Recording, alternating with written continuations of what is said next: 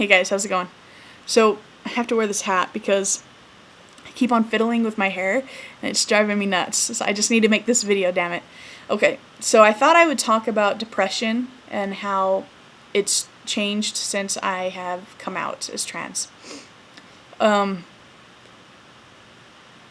had really intense experiences with depression, just life-threatening, crippling depression. I couldn't work for a period of about a year and a half. I was self-employed. I worked with animals. I worked as a dog trainer. I specialized with large, aggressive dogs, but I also walked dogs. I house sat. I dog sat. I did whatever I could to be my own boss, and it was really good not to have a 9-to-5 job. But the other thing was I had a responsibility. So if I was in the midst of like a really intense depression or funk, but I was at a client's house, I knew that I had a responsibility to that client and to their animals to provide as much love and care as I could. And that was really therapeutic for me to have that responsibility and, establish a really sustainable clientele. And so for about a year and a half, that's what I did. So that was the one way in which depression affected my life, was by the job and the income that I could generate, because I just wasn't capable of a 9-to-5, or I don't know, like I just wasn't capable of answering to someone or accepting criticism, or I was so fragile, you guys. I was so fragile. It was intense. It was really intense, and I've gone through many steps to try to manage my depression. I didn't just do like medication and then or just therapy or self-help books, there are a lot of different steps that I took to manage it. And sometimes it was effective. Other times it managed me. And so it was just a day-to-day battle. So I started seeing a therapist because I had insurance from my mom's job. That was short-lived, but it was really great insurance. So I established a relationship with the therapist that I actually had vlogged about in a different vlog. And we worked together for like 9 years, and it was really helpful. And I think it's impossible to talk about mental health care without talking about privilege, especially when it comes to with insurance. So based on my income, later on in my therapeutic life, we went on income-based therapy sessions. So I just paid a small percentage of what she normally would have charged. And there are agencies out there, obviously, like county, county kind of stuff, where it's income-based, and I could have seen a therapist after being on a wait list and whatever. And those agencies are perfectly fine. I'm sure that there are some really effective mental health professionals in those situations, in those environments, but there are also some really, really bad mental health professionals in those environments. So I really benefited from being able to continue a long-lasting relationship with someone who was definitely out of my price range, which is just another reason why I'm really grateful for her. In her office, she had a psychiatrist, and so I also went through therapy along with prescription drugs, anti-depressants, and sleep aids as well, which I have horrible insomnia, like horrible. I wouldn't be able to function without sleep aid. So, I went to therapy, and I talked to people, and I took antidepressants, and all of these things were did just a little bit, just added a little bit ability for me to manage depression. And then I got to a point where I was like, I'm just going to go out and do this damn Cincinnati job, just do door-to-door sales in Cincinnati. I talked about this job before, and gosh, it is just so crazy how life-changing it was. And therapy is really great with helping me identify, the connections between this and that, and why I think this way, and why I believe these certain beliefs. It's just a good understanding of why, right? But what I really needed was to take action every single day towards something. And sometimes it would be professional goals. Sometimes it would be towards self-esteem. I read self-help books. Well, I read sales books.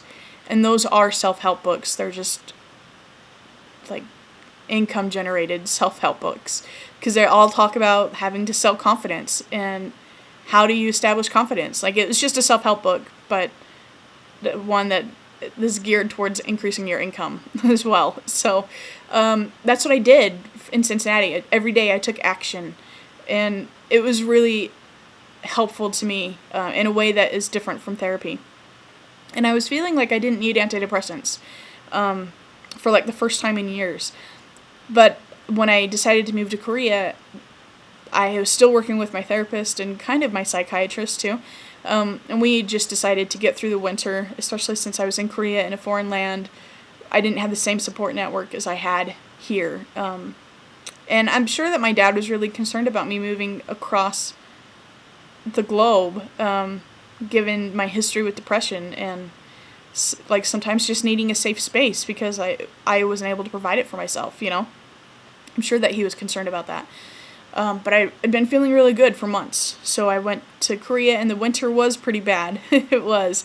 The Siberian winds, like I just stayed inside my apartment, and you just get cabin fever, and it was terrible. But I got through the winter, and starting the springtime, I started to slowly wean myself off of antidepressants. And it wasn't just my choice. Like, I talked to a physician and learned how to do it. And I had horrible vertigo. I mean, it was my choice to get off antidepressants, but it was in consultation with professionals as well. So while I was getting off of my antidepressants, I had just like horrible vertigo. And that was terrible. It was hard. It was for about 4 weeks, just completely uncomfortable. And then I got through it, and I haven't been on antidepressants since. And a big part of it is coming out has been my antidepressant. I always felt like my depression was just centered around this idea of me not being enough. Like, that was kind of my mantra. I'm not enough. And I didn't know what it was going to take to be enough. Because I had done a lot, right? I mean, I graduated from a really prestigious college. I have a marketable degree. I have great grades and a loving and supportive family. And I had a lot, but somehow something inside me was just not enough. And I didn't it was like I had Tourette's. I would just say that I'm not enough. Oh, I hate myself. I would just say these things that I didn't understand what they were rooted in. And then I came out as trans. I was like, oh my God, I am so enough. I am so enough. Like, it was like this moment of freedom and just having this weight lifted off my shoulders and knowing what it is that I need to work toward. Because it's just sometimes it just felt so big and like something that I could not accomplish. Impossible. Just impossible to accomplish being enough when I didn't know what it was that I was not enough in. I don't know. I don't know if I'm like conveying this accurately, but coming out was like just a talisman burning inside me. Like, I had purpose and I had a game plan, and I knew, I didn't know how you treat being trans, but I knew that there were ways to treat it. And I just, if I had come out as being trans at any other time, I think it would have been really devastating. Because I'd been like, oh my God, that on top of depression. But I had separated myself enough from depression, just a little bit. I mean, like, it wasn't like very long. It was like a 6-month break of not being hyper self-critical, but it was a long enough time period that I was able to just revel in being trans and just embrace it and feel empowered by it and not devastated. And so it's been, I guess, about 10 months since I've been off of antidepressants, and I feel great. And I do get depressed. I feel like I'm in a funk. Actually, I feel like I'm in a funk right now. Moving home is hard. I haven't been home in almost 2 years, and my dad's a great guy, and I also feel really stressed out about his business and the economy, and not so much my prospects. I'm 28. I have a long life of making like money, ahead of me. my dad is 63 and he just lost his entire retirement. So it's hard. I'm stressed out. And it's just because I just love him so much. I just want to help in any way I can, And that's part of why I'm in a funk. And it's winter and it's fucking cold outside. Oh my God, it's so goddamn cold. And I just struggle. I struggle in winter. But whatever the funk I'm feeling right now, I'm not depressed. I don't need to create safe spaces. I don't have to have therapy every week because I'm going to, kill myself. I'm just like, yeah, I'm kind of in a funk and I don't have an established routine yet. So, it's kind of understandable. But, so even though I'm off of antidepressants, I still get in a funk, but I think it's realistic to know that that's going to happen, But for the most part, coming out has been my antidepressant and just feeling like I am enough. And maybe my body needs to be modified. That's it. It's not me. It's not my soul. It's not my being that isn't enough. It's just my body.